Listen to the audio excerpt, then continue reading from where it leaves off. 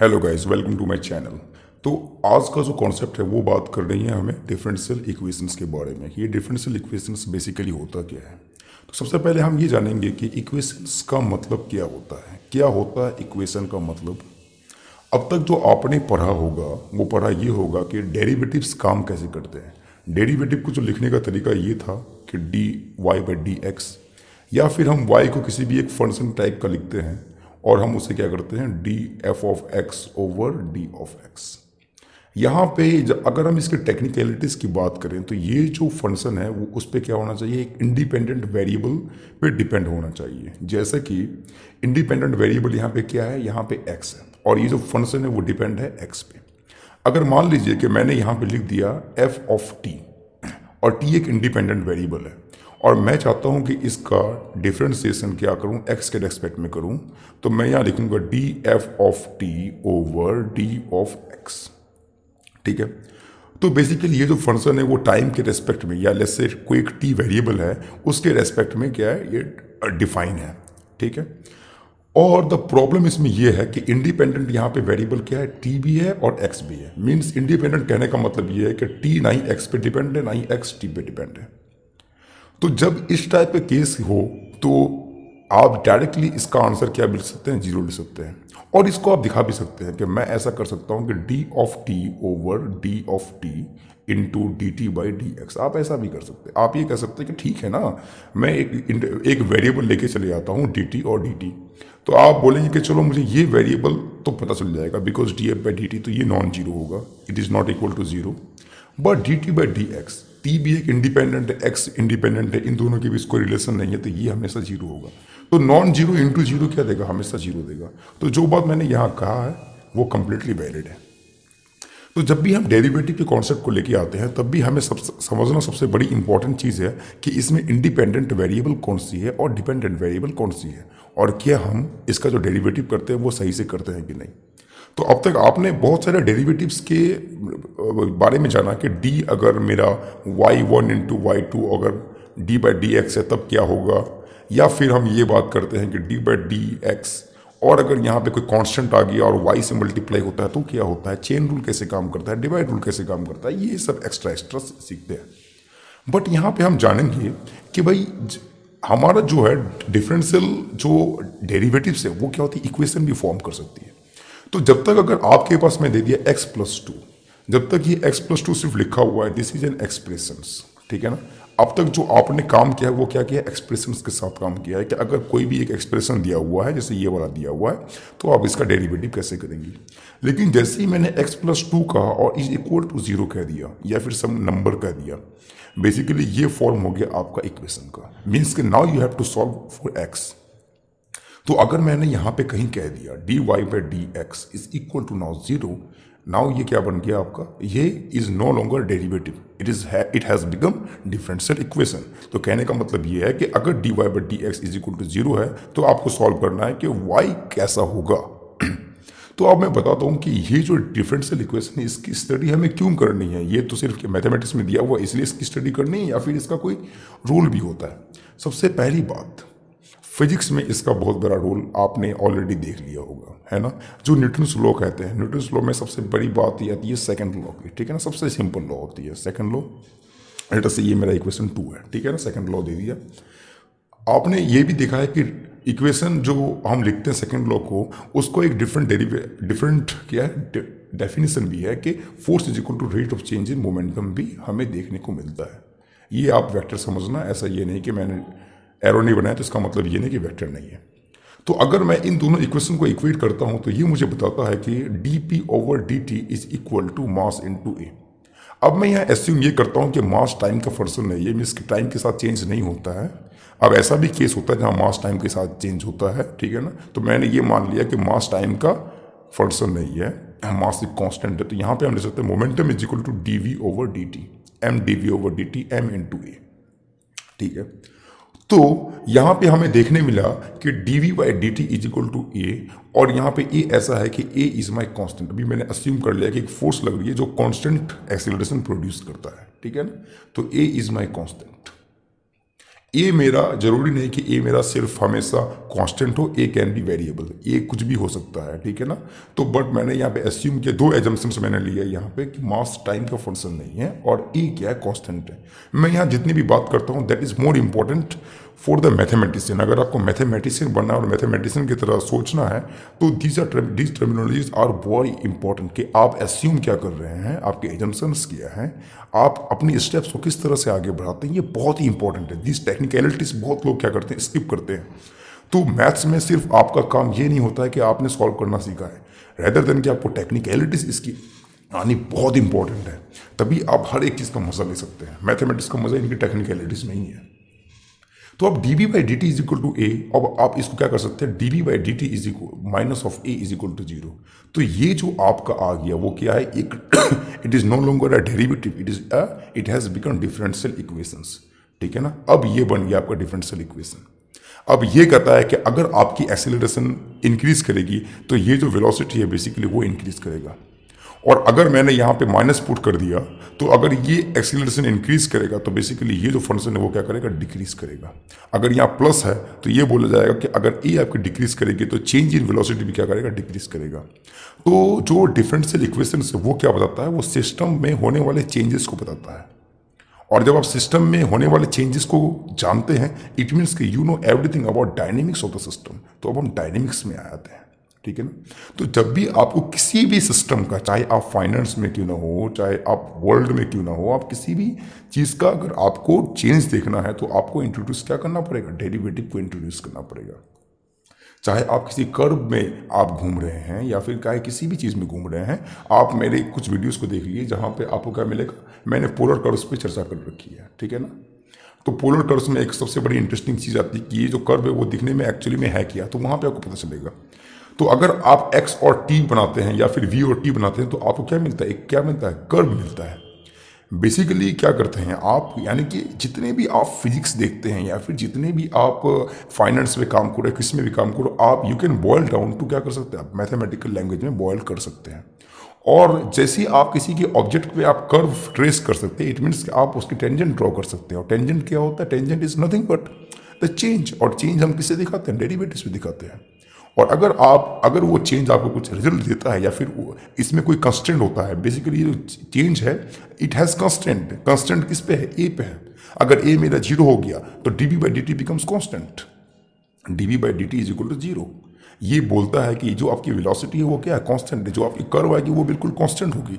Means कि जो भी आपने कर्व बनाया उस पर जो भी टेंजेंट होगा, अगर एक्स और टी बनाया तो जो भी टेंजेंट होगा वो क्या कांस्टेंट है। तो जब तक आप उस वीडियो को नहीं देखेंगे तब तक आप समझ में नहीं आएगा कि ये मैं जब बकवास कर रहा हूँ, ये बकवास नहीं है, ये बहुत ही बड़ी इंसाइट है। तो कहने का मतलब ये है कि दुनिया में कोई भी चीज़ हो रहा है उसको आप डायरेक्टली कर्व के रूप में लिख सकते हैं, और जैसे ही आपने मैथमेटिकल लैंग्वेज में ट्रांसलेट कर दिया उसका मतलब ये होता है कि अब आप इसके साथ आप मैथमेटिक्स को लगाएं और आप इसके साथ कुछ भी प्ले कर सकते हैं। तो इतनी बातें क्लियर होंगी, आई थिंक क्लियर होनी भी चाहिए।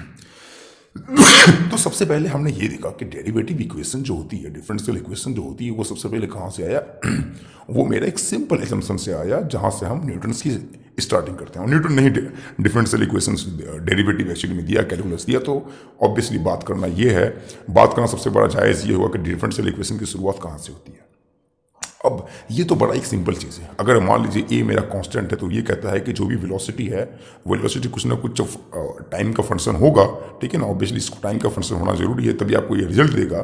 तो कहने का मतलब ये है कि अगर आपने वी को कुछ भी गेस किया, लेट अस से वी आपका एक ए इंटू टी है, ठीक है ना, ए कांस्टेंट टी है, तो अगर मैं इसका डेरिवेटिव को निकालूंगा ए टी तो आपको क्या मिल जाएगा, ए मिल जाएगा।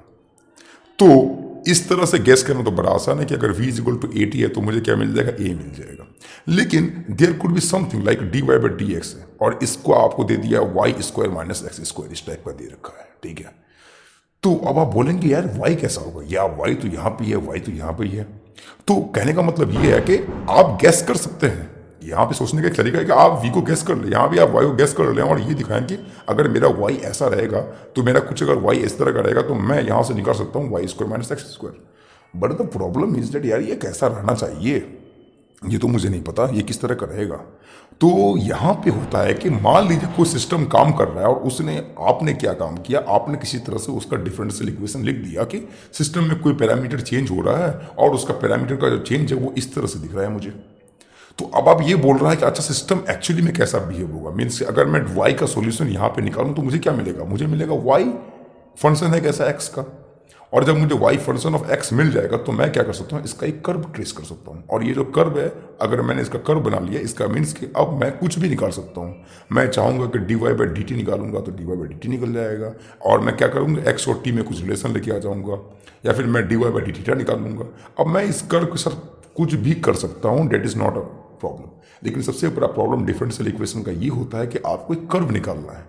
जैसे कि यहाँ पे मैंने निकाला v is equal to A T, तो मुझे यही बताया कि देखो भाई जो वेलोसिटी है वो टाइम के साथ इस तरह से चेंज हो रहा है। अगर मैं वेलोसिटी और टाइम को बनाऊं तो बेसिकली ये मुझे बता रहा है कि टाइम के साथ वेलोसिटी एक सम पर्टिकुलर कांस्टेंट के साथ चेंज हो रहा है, ये है। और इसका जो स्लोप है वो क्या है, कांस्टेंट है, ये स्लोप है।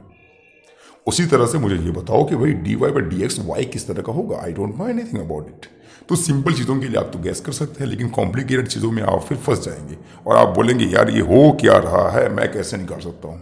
तो इनको फिगर आउट करने के लिए कुछ मैथोलॉजीज भी एग्जिस्ट करती हैं, और मुझे लगता है कि आपको वो जो प्रिलिमिनरी मैथोलॉजी होगी वो आपको जरूर आती होगी, ठीक है। तो इसके बाद सबसे बड़ी इंपॉर्टेंट पार्ट ये होती है कि अच्छा ठीक है D Y by D X है, ओके, और यहाँ पे लेटर से कोई फंक्शन है, कोई फंक्शन मान लीजिए कि एफ ऑफ एक्स है, ठीक है। तो इसको वाई निकालने के लिए हमें क्या करना पड़ेगा, तो आपको पता है कि डेरिवेटिव का जो उल्टा क्या होता है, डेरिवेटिव का उल्टा होता है integration, integration times D X, है ना। तो अगर मेरे को निकालना है वाई, तो मुझे क्या करना पड़ेगा, यहाँ पे इंटीग्रेट कर देना है। तो अगर मैं इस तरह से निकालता हूँ, हमेशा आपको याद रखें इंटीग्रेशन की जो फॉर्मेट होती है या फिर स्ट्रक्चर होता है वो इस तरह का होता है। तो मैं यहाँ लिखूंगा D Y is equal to function of X into D X. अगर मैंने ऐसा लिख दिया और मैं इसे इंटीग्रेट करूंगा तो लेट अस से ये इंटीग्रेशन वाई देगा, and F of x D X ये मुझे पता नहीं है, तो मैंने इसको ऐसे लिख दिया F X of D X plus C, एक कॉन्स्टेंट आएगा अगर मेरे को कोई लिमिट नहीं दिया हुआ है। तो अकॉर्डिंग टू एफ एक्स, अगर आपका एफ एक्स कुछ भी हो तो उससे आप क्या कर सकते हैं, अगर एक्स हो, एक्स स्क्वायर हो, या फिर कोई कॉम्प्लिकेटेड फंक्शन हो, एक्स क्यूब बाई 3 हो, या फिर X cube by E to the power X हो, तो उस हिसाब से आप क्या कर सकते हैं, इस इक्वेशन को लीजिए और इस इक्वेशन से आपको मिल जाएगा वाई और एक्स पे डिपेंडेंसी किस तरह से है। तो किसी भी सिस्टम का जो डिफरेंशियल इक्वेशन है उसको लिखना बड़ा आसान होता है। जिस तरह से न्यूटन ने हमें बताया कि आप अगर किसी भी ऑब्जेक्ट का मोशन को पता करना है, ठीक है ना, अगर मोशन को पता करना है तो आपको जो ये सिंपल इक्वेशन मिला ना, D P by D T is equal to M into, ये निकालना बड़ा आसान है। मान लीजिए कि कोई बॉडी आपकी जो क्या कॉम्प्लिकेटेड मोशन में, यानी कि इस तरह से चेंज हो रही है, फिर उसको ऐसे मैंने टांग दिया, फिर यहाँ पुली लगा दी, ये पुली, और ये जो बॉब है, ये बॉब क्या करेगा, ऑसिलेशन कर रहा है, तो बताना है कि इस ऑब्जेक्ट में जो एक्सीलरेशन है वो चेंज कैसा आएगा। तो कहने का मतलब ये है कि इसके लिए आप डिफरेंशियल इक्वेशन लिख सकते हैं आसानी से, लेकिन प्रॉब्लम ये है कि जब आप डिफरेंशियल इक्वेशन लिखेंगे तो हमारा ये आएगा कि भाई इस बताओ इसका वेलोसिटी कैसा होगा टाइम के साथ, बताओ इसकी पोजीशन क्या होगी टाइम के साथ, और उसके बताओ ये एक्सीलरेशन इसमें होगा कैसा, क्या इसमें एक्सीलरेशन कांस्टेंट है या फिर एक्सीलरेशन वेरी कर रहा है, इसमें बताओ फोर्स कैसा होगा। तो अब आपको प्रॉब्लम हो जाएगी। तो डिफरेंशियल इक्वेशन को लिखना बड़ा आसान होता है, अगर आपके पास थोड़ी भी नॉलेज है तो आप डिफरेंशियल इक्वेशन लिख सकते हैं, बट उनको सॉल्व करना बड़ा डिफिकल्ट है। और इसीलिए हमें ये सीखना बहुत ज़रूरी है कि डिफरेंशियल इक्वेशंस को हम सॉल्व किस तरह से करें। तो सबसे पहला जो एग्जाम्पल ये होता है क्लास, ये होता है कि कोई भी अगर डिफरेंशियल इक्वेशन आपको दिया हुआ है तो आप क्या कर सकते हैं, इसको इंटीग्रेट में चेंज कर दें, बिकॉज एक सिंपल लॉजिक ये कहता है कि अगर आपके पास डेरिवेटिव है तो इंटीग्रेशन कर से क्या होगा, उसका वो जो डेरिवेटिव है उसका खत्म हो जाएगा, ठीक है ना। बेसिकली ये दोनों ऑपोजिट होता है, तो हम यहाँ से लिख सकते हैं इजीली, और हमें पता चल जाएगा कि ये जो कर्व है वो कैसा है। बट कहानी यहाँ पे समाप्त नहीं होती है। अगर मैंने यहाँ पे D Y by D X लिख दिया और लेटर से यहाँ पे लिख दिया P of X, some function है पी ऑफ एक्स, और यहाँ पे मैं लिख दिया अगेन वाई, और यहाँ पे मैं लिखता हूँ क्यू ऑफ एक्स, ये क्या है, ये मोस्ट जनरल क्या हो सकता है, डिफरेंशियल इक्वेशन हो सकता है, ठीक है ना, most general differential equation in first order. अब आप बोलेंगे फर्स्ट ऑर्डर क्या होता है, फर्स्ट ऑर्डर मीन्स कि ये जो डेरिवेटिव है इसका ऑर्डर क्या है। अभी D Y by D X लिखा है, इसका ऑर्डर क्या है, 1 है, ठीक है ना। यहाँ पे क्या है, ऑर्डर 0 है, because D by D x के ऊपर क्या है, यहाँ पे 0 है, यहाँ पर भी 0 है, इट मीन्स की ऑर्डर क्या है, यहाँ पे 0 है। तो वन लिया, उसके बाद इसका जीरो ऑर्डर लिया, और यहाँ पे कांस्टेंट भी हो सकता है या फिर क्यू ऑफ एक्स ले सकता है। तो ये होता है मेरा inhomogeneous first order differential equation. Inhomogeneous first order differential equation, ठीक है। अगर मेरा क्यू एक्स जीरो हो जाए तो आप ध्यान रखना, बड़ी एक बेहतरीन स्ट्रक्चर में बात कर रहा हूँ यहाँ पे, D Y by D X is equal to Y, ठीक है ना। यहाँ पे भी वाई है, यहाँ पे भी वाई है, और जब ये वाई दोनों से मल्टीप्लाई हो रहा है और इक्वल टू जीरो हो रहा है, तभी ये क्या होगा, होमोजीनियस होगा। लेकिन जैसे ही मैंने ये कहा था, जैसे मैंने अभी कहा था ना इससे पहले, D B by D T, तो मुझे ये बताओ क्या ये होमोजीनियस है या इनहोमोजीनियस है? ये इनहोमोजीनियस है, बिकॉज यहाँ पे कहीं भी v नहीं है, v to the power zero नहीं है यहाँ पर, सॉरी v ऑफ वन नहीं है, इज इक्वल टू जीरो। यहाँ पे क्या बोल रहा है कि यहाँ पे इसका स्ट्रक्चर कैसा है कि ये जो जीरो ऑर्डर है वो गायब है, वो इक्वल टू जीरो है, एंड ये क्यू एक्स है वो क्या कॉन्स्टेंट हो गया। तो D Y by D is equal to constant, it means कि it is an inhomogeneous equation. तो होमोजीनियस कब होगा? इट एट ओनली केस जब ये जीरो होगा, या तो फिर D Y by D X directly zero हो जाए, ठीक है, तभी होगा होमोजीनियस, या फिर ये वहाँ यहाँ पे y का टर्म रहे, तभी हो जाएगा ये होमोजीनियस। तो अगर ये होमोजीनियस होगा तो खेल बड़ा आसान है, इजीली हम कर सकते हैं। अब कैसे? आप बोलेंगे ये कैसे हो सकता है भाई? ये हो सकता है, मान लीजिए हमारे पास D Y by D X है और मैं लिख दिया यहाँ पे P of X into Y is equal to zero, ये मेरा होमोजीनियस डिफरेंशियल इक्वेशन हो गया। तो मैं ऐसे कर सकता हूँ, बिकॉज मुझे इंटीग्रल में चेंज करना है, चाहे कुछ भी रहे, पी एक्स इंटू वाई। अब आपको पता है कि y का y के साथ इंटीग्रेट पॉसिबल है, x का x के साथ इंटीग्रेट होना पॉसिबल है, तो वेरिएबल्स का ध्यान रखना बड़ा इंपॉर्टेंट है। तो यहाँ पे मैं क्या कर सकता हूँ, इंटीग्रेट कर दूँ D Y by Y is equal to minus of P of X into D X. तो अगर आपको यहाँ पे y पता है आपको, यहाँ पे log ऑफ y हो जाएगा, माइनस कोई भी फॉर्म दिया हुआ है पी एक्स का तो आप निकाल सकते हैं, और इजीली यहाँ पे आपको ये सॉल्यूशन मिल जाएगा। तो इस क्लास के लिए निकालना तो बड़ा ही सिंपल है, लेकिन सबसे बड़ा प्रॉब्लम क्या होता है? सबसे बड़ा प्रॉब्लम होता है इन होमोजेनियस इक्वेशंस को फिगर आउट करना, कि यार इन होमोजेनियस इक्वेशन को हम किस तरह से फिगर आउट करें। और इसमें बहुत सारी बातें भी है, ठीक है ना, उसके बारे में हम आराम से देखेंगे। लेकिन हम ये देखते हैं कि पहले ये बताना जरूरी है कि इन होमोजेनियस इक्वेशन को हम किस तरह से फिगर आउट कर सकते हैं। तो चलिए फिर से मैं इन होमोजेनियस इक्वेशन को लिखता हूं। तो लेट अस से मैंने यहाँ लिख दिया D Y by D X plus P of X into let us से यहाँ y is equal to Q of x। तो अब यहाँ पे देखिए कि अगर मैं यहाँ पे करता हूँ डी वाई को मैं लिखा हूँ डी एक्स से, आप हर जगह मल्टीप्लाई कर दें, तो आप बोलेंगे कि अरे चलो ठीक है, इसमें अगर कर देते हैं तो क्या प्रॉब्लम है? ये भी तो हो सकता है ना कि इसमें हम इंटीग्रल लगा दें, इसमें हम इंटीग्रल लगा देंगे। इंटीग्रल की एक प्रॉपर्टी होती है A plus B into D B, अगर हम कर देंगे, ठीक है ना, तो यहाँ पे हो सकता है A into D B plus B into D B. तो ये होगा, ये यानी कि एडिटिव प्रोसेस को फॉलो करता है। लेकिन ठीक है, डी वाई का इंटीग्रल हो जाएगा वाई। लेकिन प्रॉब्लम यहाँ आ गई, यहाँ भी ठीक है कि क्यू एक्स अगर आपको दिया हुआ है तो एक्स पे ओनली डिपेंड है। लेकिन प्रॉब्लम यहाँ पे है कि जब हम इस इंटीग्रल को करने के लिए आए तो यहाँ पे देखिए पी ऑफ एक्स ठीक है, इंडिपेंडेंट वेरिएबल वेरी गुड, लेकिन ये जो वाई है वहाँ से डिपेंड करते हैं इस इंडिपेंडेंट वेरिएबल पे, ठीक है ना। मीन्स कि वाई एक डिपेंडेंट वेरिएबल आ गया। जब वाई डिपेंडेंट वेरिएबल आ गया तो मेरे पास ऐसा नहीं रहेगा कि वाई कुछ दिया हुआ एक्स के फॉर्म में, ऐसा नहीं है। वाई एक जनरल है, वाई का सोल्यूशन निकालना है आपको एक्स के रूप में, ठीक है। तो मुझे कुछ पता नहीं है वाई के बारे में कि वाई हमें गया हुआ है। I can not guess, the thing is that I can not guess about Y. अगर मैंने वाई को यहाँ गैस कर लिया तो मेरा ये इक्वेशन सॉल्व हो जाएगा इजीली। लेकिन वाई को गैस करना मेरे बस की बात नहीं है फिलहाल। तो मैं इसे गैस अगर नहीं कर सकता तो प्रॉब्लम मेरे पास क्या बचा? तो मेरे पास ये बचा कि मैं इस चीज़ को ऐसे लिख नहीं सकता, ये मेरा लिखना गलत हो जाएगा।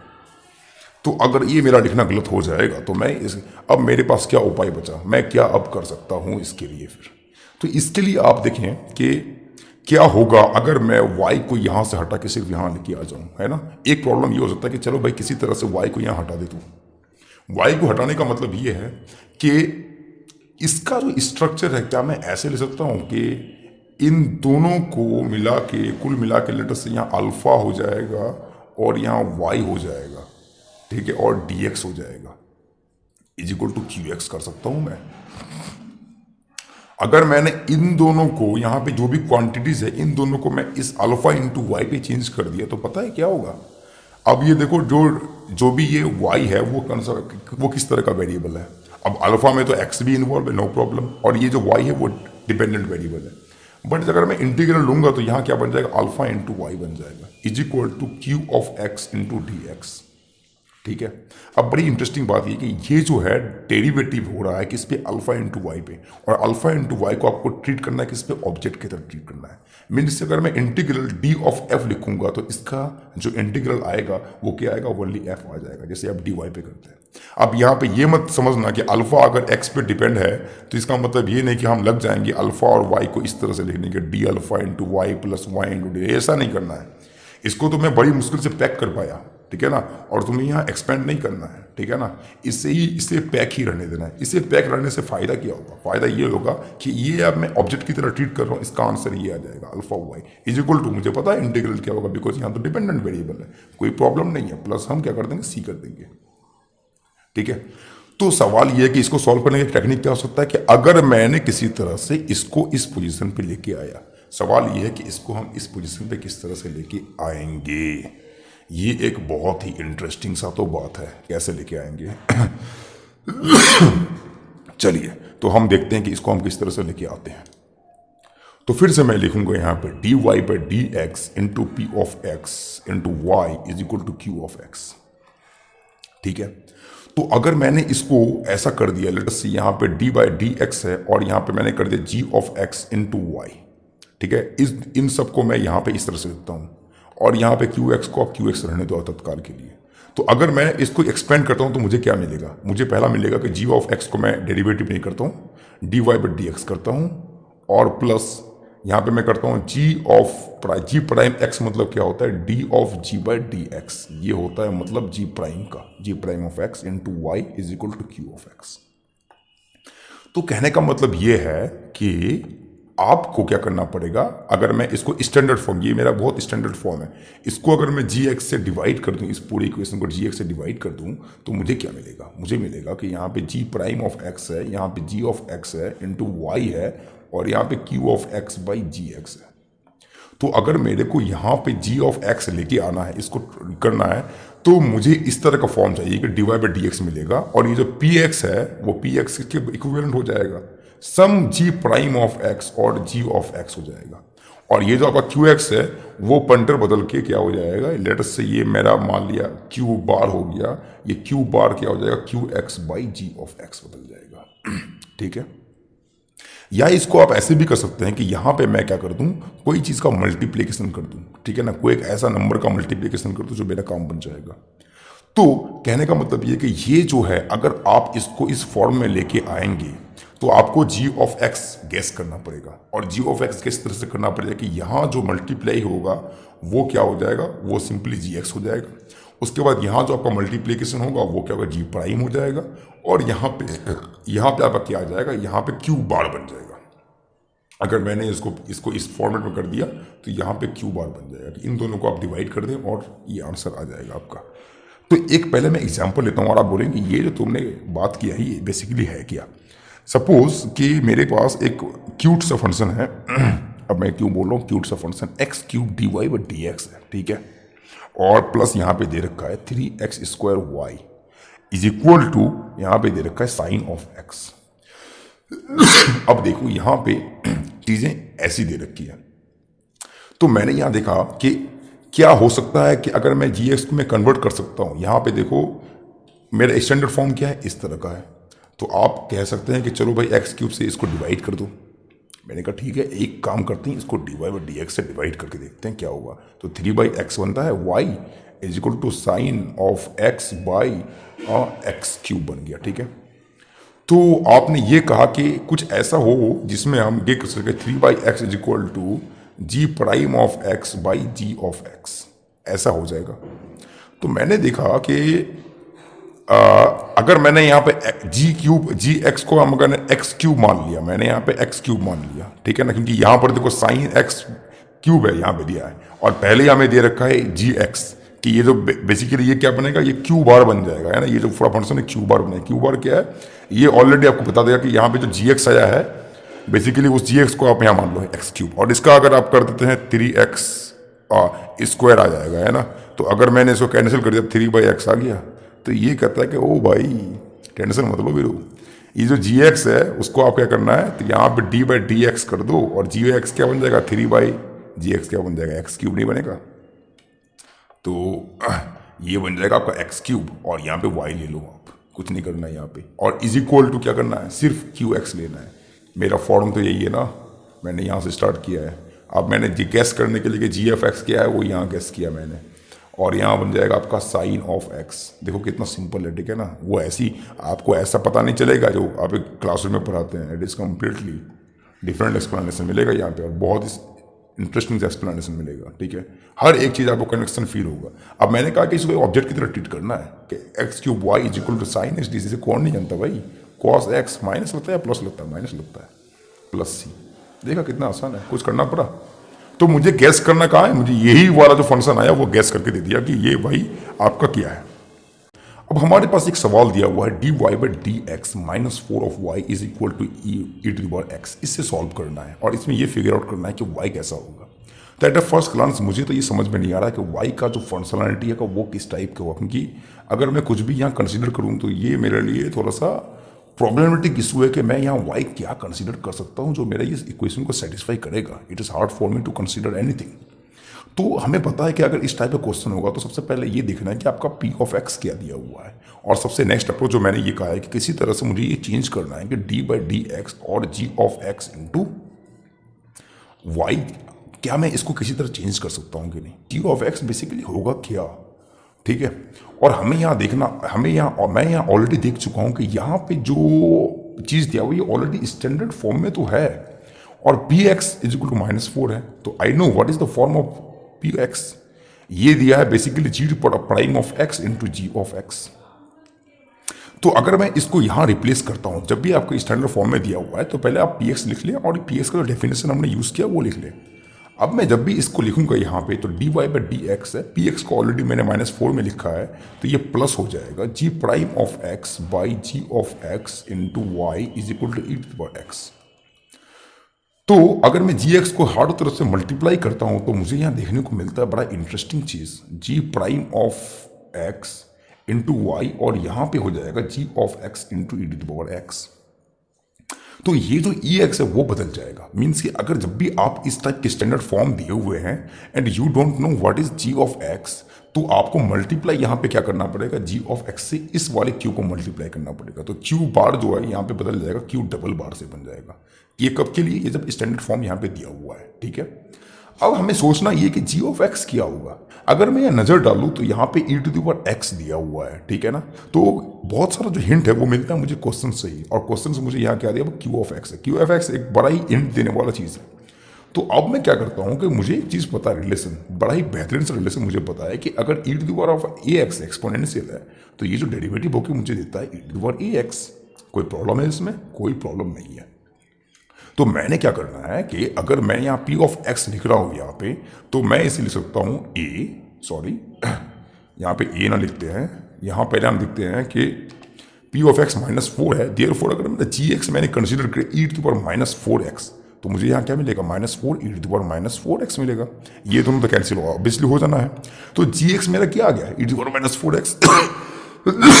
तो मैं डायरेक्टली इसी टर्म को लिख दूंगा यहाँ पर, ठीक है, कि यहां मैं ले सकता हूं D by D X E to the power -4x times Y, but यहां पे आ जाएगा मेरा क्यू डबल प्राइम आ जाएगा यहाँ पे, क्योंकि मैंने अभी भी कहा है कि जो भी आप यहाँ कंसीडर करोगे वो मल्टीप्लाई हो जाएगा इफ आपके पास स्टैंडर्ड फॉर्म दिया हुआ है।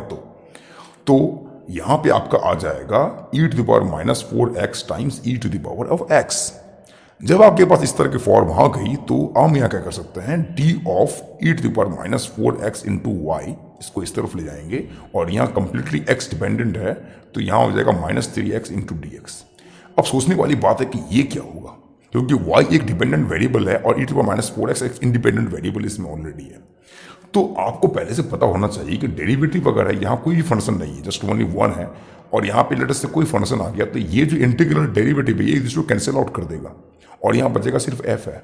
तो जो भी आपके अंदर यहाँ दिया हुआ है, चाहे y दिया हुआ है, z दिया हुआ है, इसके अंदर टेंशन लेने की बात नहीं है। इसे आप एक ऑब्जेक्ट की तरह ट्रीट करो कि ये मेरा इंडिपेंडेंट कुल मिला के बन गया इंडिपेंडेंट वेरिएबल, और यहाँ 1 है तो ये आपको दे देगा सिर्फ और सिर्फ -4x into Y is equal to E to the power -3x। का को पता है इंटीग्रल क्या होता है, -3x प्लस c हैंस अगर आप इसे डिवाइड कर देंगे तो y आपको निकल के आ जाएगा -1/3 e to the power x plus c e to the power 4x। That is your answer.